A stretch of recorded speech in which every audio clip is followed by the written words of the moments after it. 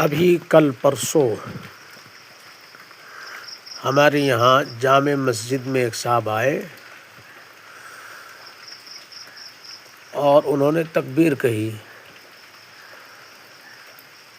تکبیر کہنے سے پہلے زور سے بسم اللہ الرحمن الرحیم پڑھی. ان سے یہ کہا گیا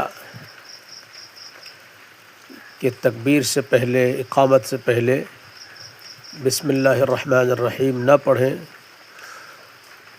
انہوں نے کہا کہ ہر اچھے کام کو بسم اللہ سے شروع کرنا چاہیے. تو مسئلہ یہ ہے کہ عام طور پہ، عمومی طور پہ، ان جنرل کنڈیشنز،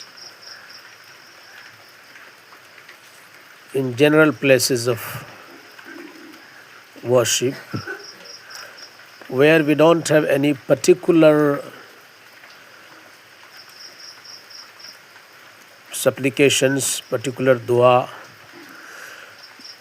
جس عبادت میں پہلے سے کوئی دعا نہیں ہے، پہلے سے کوئی طریقہ نہیں ہے،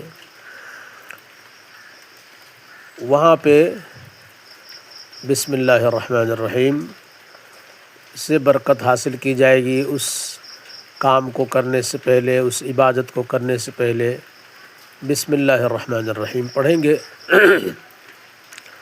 لیکن جس عبادت کو پہلے سے کسی خاص طریقے سے بتایا گیا ہے یا پہلے سے کوئی دعا وہاں پر ہے اور اس میں بسم اللہ ثابت نہیں ہے، تو اس کو پھر الگ سے بسم اللہ سے شروع نہیں کرنا ہے. جیسے تکبیر ہے، اقامت ہے، اس میں بسم اللہ کے الفاظ نہیں ہیں تو ڈائریکٹ اقامت شروع کرنی چاہیے، ڈائریکٹ اذان شروع کرنی چاہیے. اسی طریقے سے کھانا ہے تو کھانے سے پہلے بسم اللہ علی برکت اللہ ہے. تو اب کوئی پہلے کہے بسم اللہ الرحمن الرحیم، پھر اس کے بعد پڑھے بسم اللہ علی برکت اللہ، تو یہ مناسب نہیں ہے.